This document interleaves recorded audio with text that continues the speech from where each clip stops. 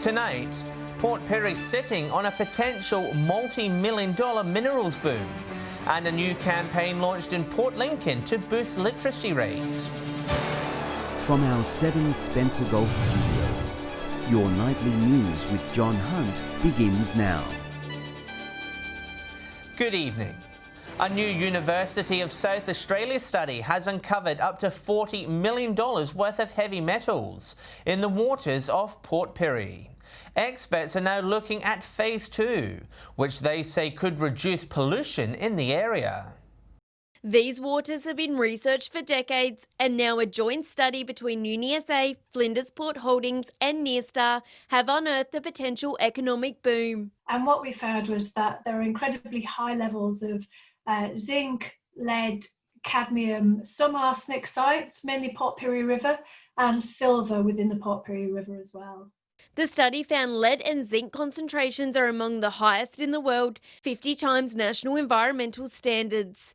The levels we find in Port Pirie are definitely due to anthropogenic impact, and they're exactly what you expect at a site that's had a smelter there for 130 years. These findings also offer the region a potential positive opportunity as researchers turn to Phase 2 of the project. Experts say up to $40 million worth of silver is located in the Gulf, ready to be extracted, a move which would help reduce water pollution. That's the exciting thing about the project. So we actually think there's enough value in the metals that are contaminating the environment to actually pay for the remediation. In a statement, Flinders Port Holdings CEO says they're eager to remain involved, confirming they've committed to Phase 2 of the project. But with Nearstar opting out of the next stage, researchers are currently searching for new funding. So we're actively seeking funding partners that see the same vision we have for Port Pirie, which is a win for the environment and a win economically. Shari Hams, 7 Spencer Golf News. Port Augusta will host a coronavirus testing station as South Australia grapples with a growing cluster of the deadly illness. A heavy vehicle station will be set up in the city, along with another at Tailem Bend, south of Adelaide. 2 new cases have also been confirmed, with the state's Chief Medical Officer, Professor Nicholas Spurrier, declaring today was pivotal in the fight to stop the spread. Port Pirie police are appealing for information after reports of loud explosions rocking the city at night time. Police received multiple reports of loud bangs in the Port Pirie South area just after 2 this morning. They say the explosions have been occurring regularly over the past few weeks. Patrols will be increased over the coming days. Anyone with information is urged to call Crime Stoppers on 1800 333 000. The unlawful use of fireworks or explosives in South Australia can result in a maximum penalty of $5,000. A reading shark mascot is hatched to life in Port Lincoln, helping encourage early childhood communication. It comes as sobering census figures show the city's literacy rate has plateaued over the past decade. With a wobbly first few steps, this shark is taking strides in promoting early childhood literacy. She represents reading and 12 months time, that will mark the annual reading day and birthday of Shakira the shark. The mascot bursting to life out of its mysterious egg, a moment students across Port Lincoln have been waiting months for. The children have been reading, singing, rhyming and talking to the egg, and over time the egg has changed state. Shakira sussed out her new surroundings before sitting down, nestled with a good book. The mascot aims to turn the page on Port Lincoln's low literacy rate, which has continued to decline over the past 5 years, according to census data. For the Port Lincoln partnership, in comparison to the rest of the state, is lower, and so this is why Paint Port Lincoln Read is just one of the initiatives that is being undertaken to support the early literacy development. The campaign modelled off a national initiative to help boost childhood reading. Organisers say it's already reaping the rewards in New South Wales. They've recollected data again and it's shown a growth in awareness, parent awareness. Shakira will be visiting schools aiming to promote reading and communication. Also fosters things like good vocabulary, which is helpful for comprehension, as well as nice things like attachment through shared reading experiences with parents. Nathan Rector, 7 Spencer Golf News. A manhunt is underway in Broken Hill after an unknown male stole a car while a 6-year-old child was asleep in the back seat.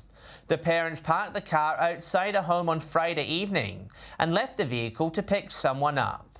In that brief time, a man got in and drove away. The parents chased after the car before the driver stopped, got out the vehicle and fled the scene.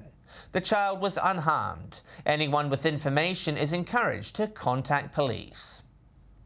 Port Augusta residents have had their say on the city's rate system at a presentation this afternoon.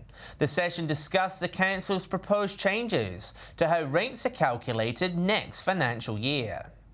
Central Oval was at capacity this afternoon with a thorny issue on the agenda. City Council and the community gathering to discuss rates and potential changes to the system. The whole intent of this process is to look at, can we get equality in our rating system and can we simplify what we do? As was mentioned by our presenter John Comrie, it's very complex, our rating system, so we're trying to simplify that. Council says it's almost reached its limit on the number of homeowners paying minimum rates. However, there's concerns over the fairness of the new system. There is a fear that changing to capital value will mean that everyone will pay more. There will be some people that pay more, but there will be others that pay less. It depends on individual circumstances and the relativity of your capital value to your site value. Changing rates weren't the only issue discussed. Local residents pressuring council to look into cutting costs and lowering rates. The feedback from the community included their desire to see council reduce its expenditure overall, to see a reduction in rates overall, and that's something that the council is listening to. They've done nothing about it, just sit there and whinge about us owing $3 million or $10 million in debt. It's a bloody disgrace to the whole lot of the councillors and the people of the administration. The presentation will be available to view on council's website. Feedback forms can also be filled out at the local civic centre.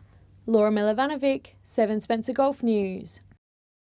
Still to come tonight, a dry July for South Australia's regional areas, and the Clare Valley Sala Festival officially launched.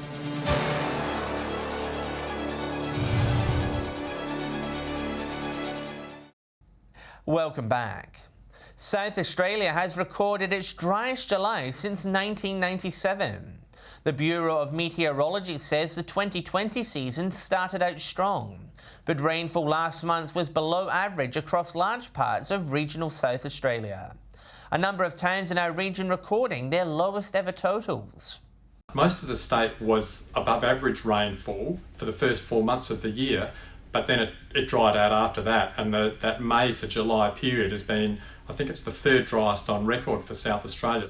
However, there's some good news, with rain expected later this week. Port Lincoln police have been kept busy, catching 12 drug drivers over the past week. In one instance, a 17-year-old P-plater was clocked doing more than 130 kilometres an hour in a 110 zone on Saturday. Police also allege he tested positive to cannabis. All results have been sent for forensic testing. Meanwhile, a 34-year-old male is accused of doing a large burnout in front of patrols before speeding off. Police quickly caught up with the Hoon driver. He was slapped with a fine and had his car impounded. Air Peninsula's $90 million desalination plant has moved its proposed location after concerns were raised about marine wildlife. The original site was located near the Sleaford Conservation Park. It will be now moved further away from the zone after community feedback was strongly against the location. The area is well known as a popular dolphin site and also functions as a whale nursery. The first sod on the multi-million-dollar project is expected to be turned in the new year. Clare Valley artists will be showcasing their work during August as the 2020 Sala Festival gets underway. Exhibitions have opened up across the region, with tourists encouraged to come and have a look. The South Australian Living Arts Festival has kicked off, and this artist is one of many showcasing her creations. Emerging artist, professional artist, or just someone having a go. Anybody can exhibit, and they can exhibit anywhere. 14 Clare Valley exhibitions have been scattered across the region for the month-long festival. A map has been produced to help guide patrons. Riverton to Burra, to Auburn, Watervale, Seven Hill, of course Clare. The exhibitions, but also has each of the towns located there. For the Southern Flinders Ranges, it's based around Crystal Brook and Port Pirie. Tourism operators say the exhibitions will showcase the valley's culture, encouraging travellers to check out the instalments. I think it's a fabulous way of getting people up here, because often you'll find that people who are interested in Sala want to see all of the exhibitions. Locals say an influx of visitors for the festival will also have economic benefits. It's been a very easily accessible destination. So we have enjoyed a number of people coming into the region and checking things out. Artists in lockdown gave them something to work towards, and now that we're allowed to get out a little bit more, it's nice to actually go and see something beautiful and maybe bring something back for your home. Changing COVID-19 restrictions are creating uncertainty. However, locals are hopeful Sala's commencement is a sign of normality. Sort of regenerate all of those festivals and events that, you know, we're really proud of and have been really successful with in the past. Shari Hams, 7 Spencer Golf News. Stay with us, we'll check in with the latest soccer and netball results from across our region. And a Port Augusta artist's work to be displayed on the big stage.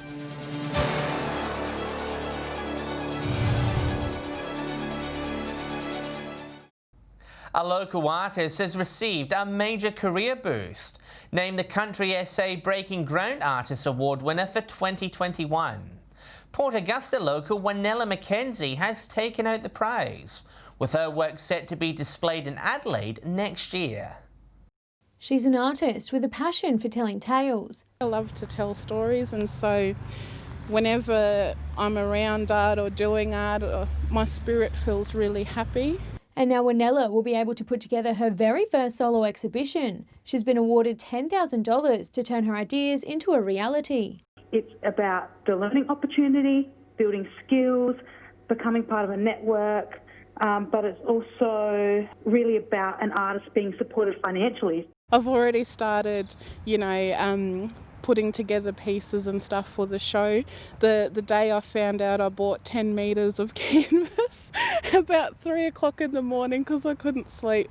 Family also playing a part in her success. The artist getting creative with her 3 daughters on this piece of work, which has been entered into the prestigious Mulca Art Prize. I think that piece is probably one of my favourite. I made that with my baby girl when she was about 5, Nala, so yeah, and the other 2 got involved as well. The exhibition will be held in Adelaide next August.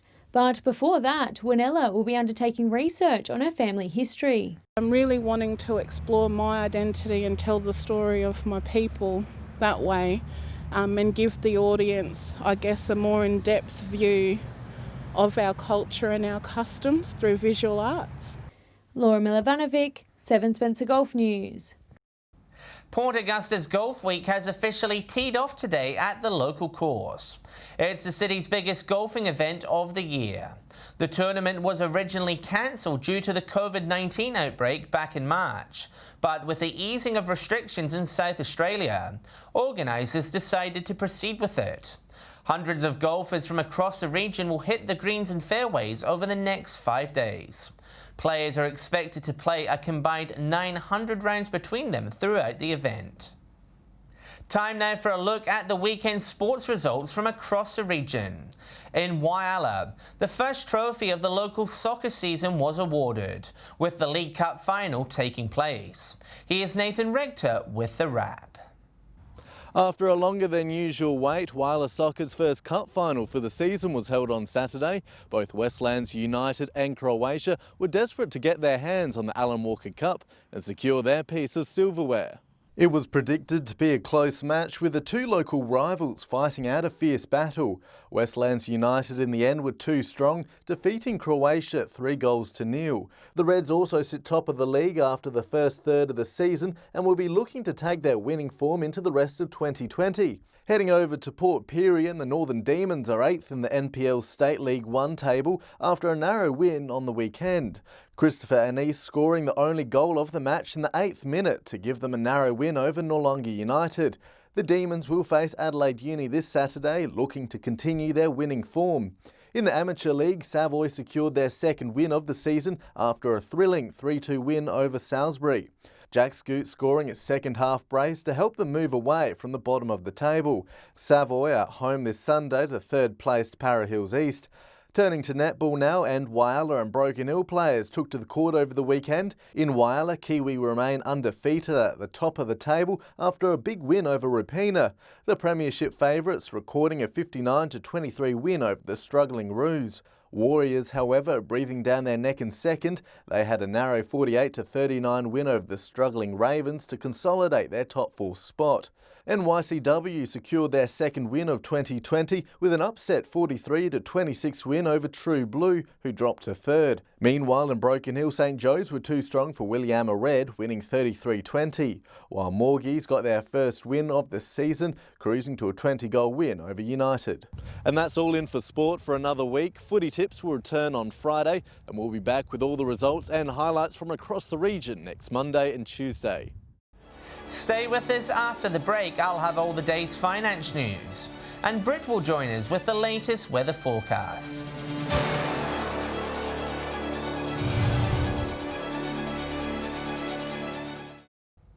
Hello again, time for a quick look at the day's finance news. And the market reacted positively to interest rates staying on hold. Santos and Cube both rose by more than 4%. CSL and Qantas were also in the green, both companies up by around 2%. Clean Seas was up by 1.8%, while Regional Express was steady. And those healthy days were reflected on the ASX 200 and the All Ordinaries, both markets up by around 1.9%. Time now for a look at what's happening in the weather across the Spencer Gulf and Broken Hill. With all the details, here's Britt. Thanks, John. 17 degrees was the region's high today, recorded at Port Augusta. As for the lows, it dipped below zero at Snowtown this morning and just above at Clare and Woodner. It warmed up a bit at the latter, reaching 16 degrees this afternoon. Port Pirie and Coffin Bay got to 15, Whyalla and Adelaide 14, Port Lincoln and Broken Hill both 13. Kadina and Cleve reached 12, while Clare got to a top of 10. Speckled clouds sat over the region today in the wake of a front with a very cold and unstable southerly flow. From the satellite, we can see cloud developing to our west near a deepening low pressure system. Further north, skies remained mostly clear due to high pressure. To tomorrow, southeasterly winds about the Gulf waters reaching 10 to 15 knots in the north and 15 to 20 knots about the south. Seas between 1 and 1.5 metres with south to southwesterly swells.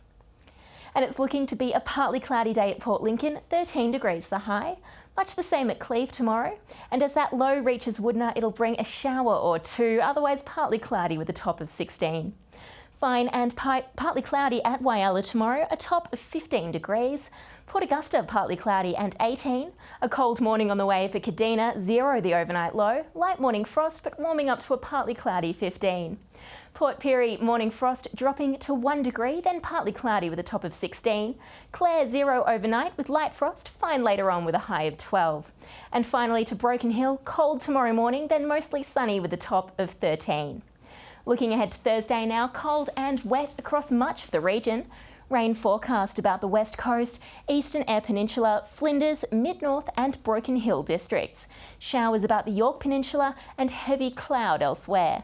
It's expected to reach 13 degrees at Kadina and Port Lincoln, with a high of 11 for Port Augusta and Whyalla. Woodner and Port Pirie 10, Broken Hill with a top of just 9 degrees.